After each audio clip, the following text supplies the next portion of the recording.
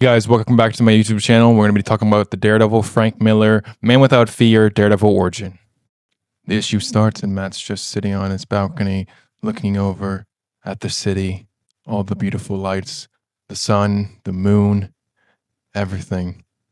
Just taking it all in, really just kind of immersing himself in this greatness that is New York City. He's never been very sneaky. He just, never gets yelled at. He just was looking and listening. The next morning, you see an officer, and he's just standing around talking to some kids. He's just telling them about breaking the law and how there are laws to, kind of keep people in line. And how these kids are just not really listening to him. They're just kind of being like, oh, like, you're just an adult. You're just telling us what to do. We don't really care what you say. And he's like, oh, I'm a police officer. You got to listen to me because I'm the law, little girl. And then, he's talking about the Murdoch boy, and he's basically saying like, oh, like, he's a good boy. And then you see someone steal his billy club, and he's driving off on his skateboard, and all the kids are encouraging him. And you're wondering who this child is and who could be hitting the corners as fast as he can, hitting people on his way around. He wonders who that kid is. He wonders who this could be, possibly be, because it wouldn't be our favorite Matt Murdock, because he's a good kid. He's a Catholic kid. He does good things. The boy's heart is exploding. He's just blowing up. He's so overthrown with excitement and thrill, and he just can't believe what he's feeling, and he's just feeling so much excitement. It's up. He knows that his dad won't be happy with what he's done, but he doesn't care. Not right now, at least.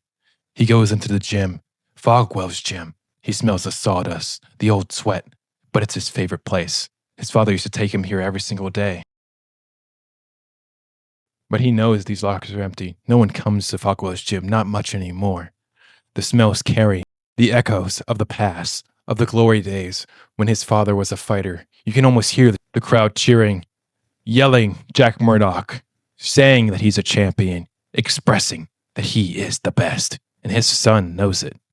Back in the day, battling Jack, the best fighter around, Matt's father. He thought he was the best, and he knew it. But that's not who he is anymore. He sits and pines over this photo of this woman, Maggie, and he doesn't even know who that is. It's all he does. All he says is sorry. Matt just wished he knew who this woman was so that maybe he could help, but he can't.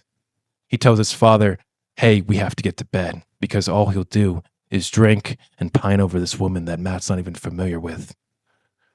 Matt's father calls him a good boy. He knows he's good. He knows that he will take care of him, but he doesn't want that for Matt. He wants to be taking care of him. Later that night, he goes to a gym that he's not very familiar with. Very different for Jack Murdock, that is. It's a gym that Jack Murdock doesn't even want to be at himself. He's being forced to be there. But he has no choice, because they are making him be here. The fixer wants him to work for him.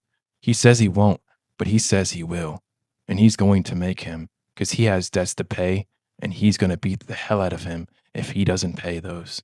Matt watches in awe, surprised at what he's seeing. He doesn't understand what's happening, and he probably never will. But his dad is being forced to do this, and he will have his life taken for Jack Murdock to get back in the ring. They fix fights for him. They want him to fight every single day if he can. They just want him to pay his money that he owes. So he fights. He's like a warrior. He's a monster. And at night, he's an enforcer for the mob. He's a champion when he wins. And he's a thug at night. It's unbelievable. But Matt doesn't even know this. He doesn't know that he's sacrificing his sanity and his enduing qualities that he has so that Matt can grow up a better man and a better person. He doesn't want him to end up like him. He doesn't want him living ring to ring or job to job. He wants Matt to be a better person, so he makes him promise. Matt comes home later that day because he finally made that kid pay for what he did. All the bullying, all the torment, all the torture, but that's not the response that Matt expects. He gets hit across the face, and his dad has never hit him before. He's infuriated. He's angry. He can't believe what Matt has done, but neither can Matt, because his father's never hit him before. He doesn't understand what happened. He doesn't understand why. He realizes in that moment that they've made rules for a reason, laws for a reason, so that people can go and be better people. And he realizes that he has to study that he has to be a better person. He has to be the person that his father wants, even if the kids bully him, they torment him, they call him Daredevil. It's just a hell on earth for him. He hits the bag. He knows that he has to be better, even if his dad doesn't want him to be. Unannounced to Matt, someone is watching him from the shadows, waiting for the day that this boy will meet his destiny. But that's not today. It's a beautiful day. It's the last day he'll ever see. An old blindless man in a truck. A decision made faster than he thought. Helens of horrid, spewing muck, pain, and darkness. What a brave boy, they say. Was it radioactive? Yes, of course it was. It changes his blood. Everything hurts. He doesn't know where he is. The boy wallows in pain. Sandpaper scrapes his skin every time he moves. He realizes that it's starch sheets. He smells the chemicals, the disinfectants, and he realizes that he's in a hospital. People come and go, smelling like bathtubs of sweat. They stab him with needles full of drugs, but those don't fool him. He knows they cut his face. Everything hurts. They had to strap the boy down so that he didn't move. All he wants is to die. But he doesn't. After a while, he just has to make do. He wonders what's happened to him. He wonders what he's become. His father kisses him on the forehead. But his father doesn't understand. Nobody does, except that woman. She kisses him, and she tells him that your senses will be God's blessing, and that you will be better off for it. He holds this gold necklace. He knows it's hers. She gave it to him, but she's on the leave. She leaves with mystery. But his father stays.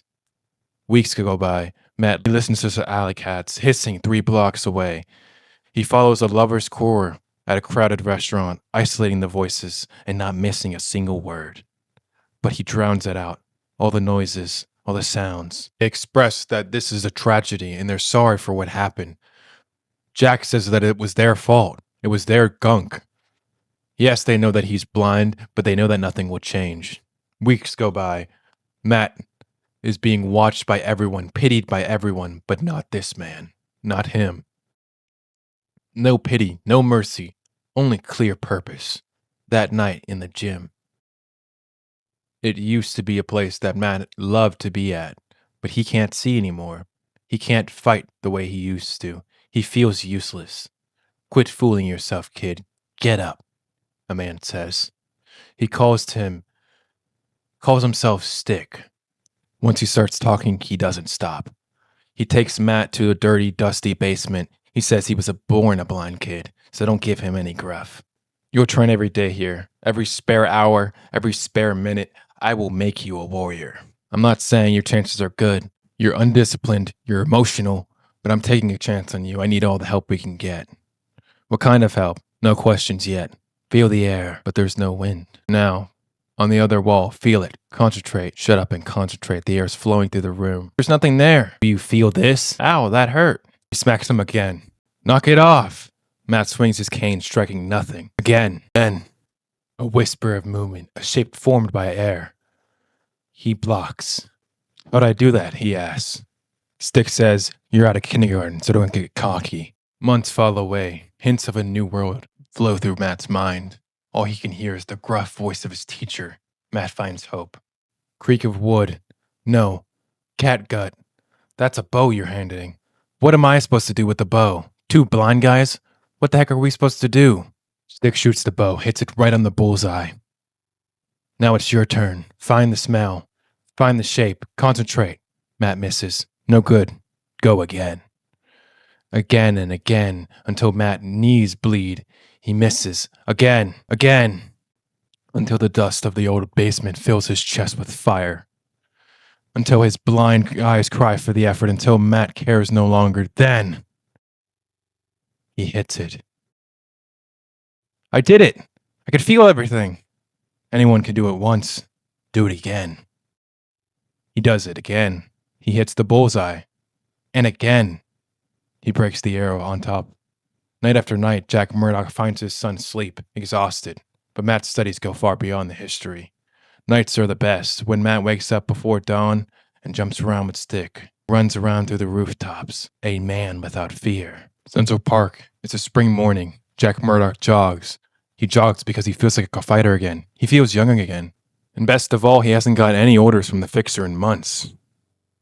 You're pushing yourself too hard, Murdoch. You're not going to be young anymore. I haven't been doing so bad, Fixer. I've been setting up every single one of your fights for months. You're not who you think you are. When you throw tomorrow's fight, there'll be no arguments. I want you to do so. Round 4 comes. He's thinking about his boy. He's thinking about how he told him to never give up. So neither does he, despite what Fixer said. 6, 7, 8, and Murdoch wins. Later, he knows that they're following him when he exits. He says he knows he's there. Just get it over with. They take their time. They make him suffer. And in the end, a toothless, faceless Fixer puts him out of his misery. It's a mercy for him. So we covered Daredevil Man Without Fear, written by Frank Miller, and the art by John Romita Jr. This is just really cool cover with the real shine to it, with the bubber texture, which is really awesome. It's got a really cool panel in the back, which is really cool, of Stick. A really awesome opening picture, which is really cool, or opening panel. And then I'm going to show off some of my favorite panels from the issue. All right, so we got the first one, which is really, really cool. Love this one where they're jumping across the rooftops. We got the last one, which is really cool, our last few pages. I love this one right here. This whole splash is just awesome. And then this is really cool too. Love the like boxing MMA kind of vibe to it. And then last but not least is this really cool one with him being blind with the white patches over his eyes, which is really cool. But yeah, I hope you guys enjoyed this video. I took a while to make this, so don't forget to subscribe and like and share with everyone you know. And I'll see you guys in the next one. Peace.